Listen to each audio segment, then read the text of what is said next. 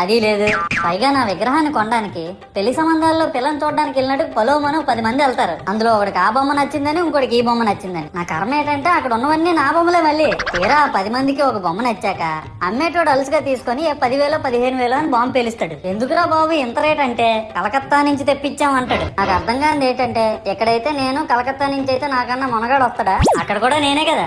ఇలా నన్ను బజార్లో పెట్టి బేరం ఆడి నా మొహానికి ముసుగేసి వ్యాన్ ఎక్కిస్తారు. ఆ వ్యాన్ డ్రైవర్ గాడు నేనున్నానని కూడా చూడకుండా ఏదో ఆలోచించుకుంటూ డ్రైవ్ చేస్తా గతకల్లో గబ్బి గుబ్బి మన తించేసి నా కాల్లో చెయ్యి ఎరగొట్టేస్తాడు. ఈ విషయం చందాలు ఇచ్చిన చిన్నోళ్ళకి తెలిస్తే మళ్ళీ ఇరిగిపోయిన బొమ్మ పెట్టకూడదని ఏ బొమ్మ రాసి కవర్ చేసేస్తాడు. సరేలే జరిగిందేదో జరిగింది, నా భక్తులే కదా, కూల్ బ్రో అని చిల్లయ్యే లోపు నన్ను పందిర్లో పెట్టి ముసుగు తీసి నాకన్నా పొడుగుండే సౌండ్ బాక్సులు 2 నా చెవులు పక్కన పెట్టి డీజే గణేష్ బ్రో అని చెప్పి నా పాటలను కూనీ చేస్తారు. సరేలే పిల్లలు కదా, ఇప్పుడు కాకపోతే ఎప్పుడు ఎంజాయ్ చేస్తారు, కాసేపట్లో పూజ స్టార్ట్ చేస్తారని వెయిట్ చేస్తా ఉంటే ఆ 5 రూపాయల వ్రతకల్పన బుక్ చూస్తే అది లేదు.